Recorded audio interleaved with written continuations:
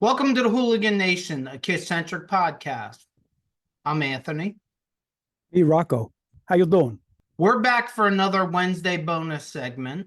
This week's bonus segment is about our journey through the KISS album reviews, what we learned, and what, if anything, has changed. I think a lot's changed actually. I think a lot has changed too, which is part of the interesting part of this. I think both of us came into this with a certain set of opinions and ideas, and I won't speak for you, but mine have greatly changed over the journey. Yeah, I can say mine has too. It's been fun because at least for me, there were a few albums there that I was really looking forward to and had no idea what I would be getting myself into, and it definitely was it's been an interesting ride. Let's just say. What do you got next? I think for the most part, like you said, the business side with Gene, but I look at it. Even though Paul's never been my favorite, I respect him so much because to me, he's the glue. He is the glue from day one. It was always super important, and he's a control freak, but it was always the band was always numero uno in his life, and his his control and his purposeful part of having the band was the glue that kept it all together through all the band changes, through all the different disputes and the drama and all the other stuff. At the end of the day, to me, your most valuable player of the band Kiss is Paul Stanley. I can't argue with that And either. I'm a Gene guy, but I can see that, you know, I mean, I didn't always like Paul's little twist on things when he had full control of creativity and stuff. Um, Super talented, great songwriter, never gets credit for the songwriting the ability he has. Um, yeah, so I look at it as if you're giving it a most valuable player that helped be the glue that kept them as through all the ups and downs through the years. It's Paul, and it's not. I don't think it's close. You know, as a whole, it's definitely not close. I have to give and second time, good segue, by the way, Oh, cool. because you segue me to Bruce Kulick was the one individual that could be considered the fifth full member of KISS. I feel like he stabilized the band in the 80s. Now, that's not taking any credit away from Paul because I think Paul was very much invested and very much was running around trying to stop the ship from leaking. It very much seems that Bruce wasn't paid like a full member, but was very much a full member. That's how it appears. And if Paul was running around trying to fix the cracks that were leaking, Bruce was running around with him trying to do that. And here's another aspect of that: they got lucky. They got lucky with Bruce. Regardless of Oh, what you say, they got lucky with Bruce. What if they got another Vinny or another guy that had to be the center of attention? They got lucky with Bruce. can you imagine? And I'm not sure if I've said this or not before, but could you imagine you go from Ace, who towards the end it was just a complete train wreck on both sides. Look, this isn't going to be, well, Ace was a drug addict and a drunk, because Ace, even if he was sober, he didn't want to be in the band anymore. I think in the case of you and I, and I hope generally out there, I think a lot of that started from the solo albums. You know, dude makes a solo album. Shit was brewing though. Shit was brewing, regardless of that. Them going into that shit was brewing. I mean, that was like a last ditch effort to try to keep things together. But they saw the writing on the wall. They knew Ace was going, moving on. Right. And once he had the best album, like, the deal was kind of sealed. And then you know, with all the car wrecks and everything else, so you scramble and you pick Vinny, and that turns into be a beautiful nightmare. Yeah, because Vinny was necessary. Beautiful Nightmare. He was necessary, and the stuff that he did with them Yep, was beautiful. absolutely. Unfortunately, Vinny's Vinny, Yeah. and there's that Nightmare end of it. So you replace Vinny. No disrespect to Mark St. John, but to Vinny Jr., who was also difficult and had his own issues, and yes, some of them allegedly were medical. But can you imagine It's a sad story, though. if Bruce would have turned out to be another Ace, Vinny, or Mark St. John? There's a very good chance band wouldn't have been here anymore. No, they don't make it to Tommy Thayer. No, because like at some point you got to think, look, this isn't going to work. Hey, Gene, you go be a movie star, and I'm going to go out on a solo career, and we're just going to put this to bed. And look, who knows? Maybe they would have went through 10 guitar players. But Bruce sliding in right at that time was probably the blessing of all blessings that they could have ever asked for. And look, that's not to take anything away from Eric Carr, but Eric had an overabundance of feelings, and it just seems like Bruce really doesn't. And it seems that the people who deal with Gene and Paul the best are the people that don't have an overabundance of feelings, the people that understand, hey, this is a business transaction to them. They're about business. They do things because it's in the best interest of their business. Self-serving. Yeah. Absolutely. Yeah, but they're not looking to, I mean, they have never said a bad word about Bruce ever. They're always calling him like that, the term mensch. They're always calling him, I mean, Bruce is class personified.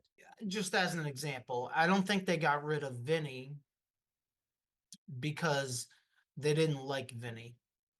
They got rid of Vinny because Vinny was going to. He was a detriment. He was going to be detrimental to the group. And you know what?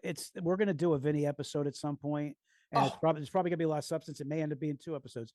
And to me, if I put one word on the whole Vinny thing, it's sad. I said this to you the other day. It's sad because to me, one of the worst things you could have in life is to be a waste of to have talent and waste it.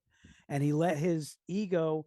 And I'm not saying everything has always been all about Vinny being, Vinny being wrong. There may have been some things where he felt he was wronged and maybe took it a little too far with the whole suing and stuff like that. But to me, it's just sad because it's undeniable his songwriting ability and his talent. And what did he make out of himself?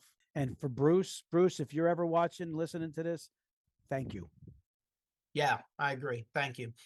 Bruce, you will never get the credit that you deserve. It's unfortunate. If Bruce was ever an original member of KISS, they would have statues of him somewhere. There would be monuments for him. That's how important I believe Bruce was to KISS while he was in the band, and I still think he's incredibly important even out of the band because he's the biggest and best cheerleader for his era of the band. Yeah. Hey, let me ask you a question. What do you got? Do you YouTube? I'm always on YouTube. When you YouTube, how do you support the YouTubers that you like? If I find something I dig, I subscribe to it and I hit like right away. That's a great idea. I'm sure the creators appreciate your support. I would think so. You think maybe now's a good time to ask everyone in the audience to support us? Absolutely. To everyone in the audience, please subscribe to our little channel. And while you're there, hit the like button. We're enjoying what we're doing and we want to continue to grow the hooligan community. We appreciate all your support. Absolutely. What would you consider Eric Singer and Tommy Thayer's level of loyalty? Loyalty? Yeah. Oh, I give them, what's the highest we can go? That's what I'm saying. Like they're pretty close. They're not Bruce, but they're definitely along those lines. Like to me, they were good soldiers. no, loyalty. I'm saying, I'm talking about yeah, but I'm saying like everything. Eric was not happy with the way things went down. Have you ever heard him throwing shade at Kiss? No, but he was I mean, He wasn't happy. but he was employed by KISS. I mean, But he could have also been one of those guys that talk a lot of trash, that said a lot of things. His feelings were hurt. I don't recall ever hearing anything negative ever said from Eric Singer about Kiss. well, I think the first thing is he was a hired gun. He had a history of being a hired gun. He was a machine gun. He was damn good. So I think that's part of it. The second thing is give the guy credit for being smart enough to say, let me gracefully bow out of this and keep my mouth shut. And look where it got him. That's kind of what I'm saying. Yeah, I mean, it got him. It got him.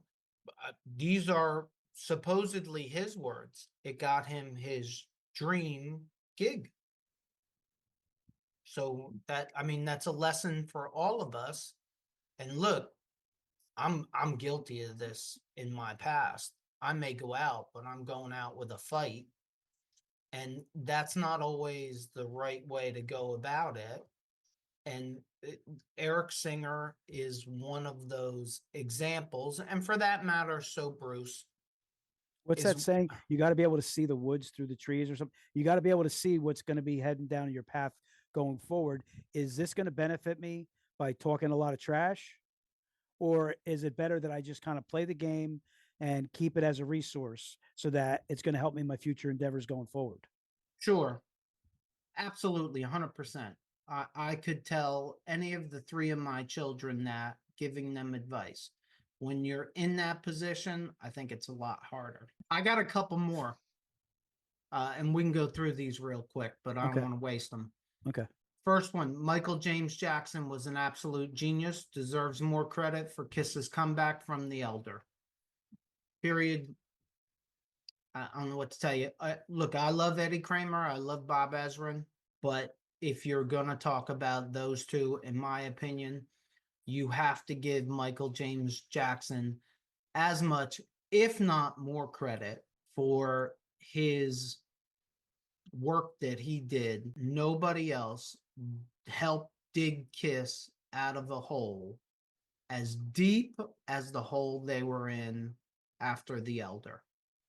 And you know what? Just to kind of lean off of what you said with Michael James Jackson, like there's been stuff said about how he wasn't able to create that sound that he had on Creatures for KISS. I mean, I know he worked on multiple things with KISS, but the stuff that he did with KISS is undeniable.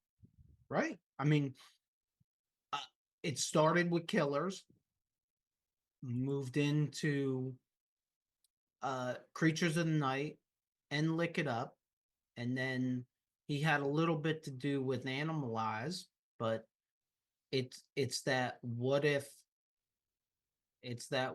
thing. What if Michael James Jackson would have signed on and stayed on? Yeah, he definitely fit. Like he was a fit. Some guys, sometimes, producers don't fit. He was a fit, just like Bob Rock with Metallica. Like he definitely fit. Animalize is much better than I remember and should be grouped with Creatures and Lick It Up. Just my opinion. I know that there's some people out in our audience that do not agree with that. But for me, I look at the 4 new tracks at Killers, Creatures, Lick It Up, and Animalize all in the same group. It's for me, it's the Michael James Jackson group. It's everything that he touched. From what I remember with Animalize, it's just not as complete an album. Like there's really, really good songs, but it's not a complete album. There's like 3 songs, maybe 4 songs on there that could have been better, but the 4 songs are powerful. I mean, if I was going to group them, if I was going to group the 3 full-length albums, it would be Creatures first, Lick It Up second, Animalize third. Same. Like, but to me, the sound of Animalize, the aggression on Animalize, goes more towards Lick It Up and Creatures of the Night than it does towards Asylum and Crazy Nights. To me, there's a completely different sound. Does Lick It Up top Love Gun for you? No. And no, I'm not going to give you that answer. I was trying to reel you in a little bit. No. So let me end on this. I guess we'll end on this. My last thing that I learned on my journey was Bruce Kulick absolutely deserves to be in the Rock and Roll Hall of Fame as a member of KISS. No arguments, no nothing. He absolutely deserves it. Yeah, you've heard us say it before, but that's something that's never going to change. That's how we feel. And I know a lot of you guys feel the same. If you're listening to us on any of the podcast platforms, please leave us a review. And if you just found us, check out our past episodes. If you're watching us on our YouTube channel and you like this episode, please consider hitting the like button and leaving us a comment. Hit that subscribe button so you don't miss any future episodes, and check out these episodes right up here somewhere. As always, if you made it this far, thank you for supporting us, and don't forget, if it's too loud, you're too old. Peace out, Hooligan Nation.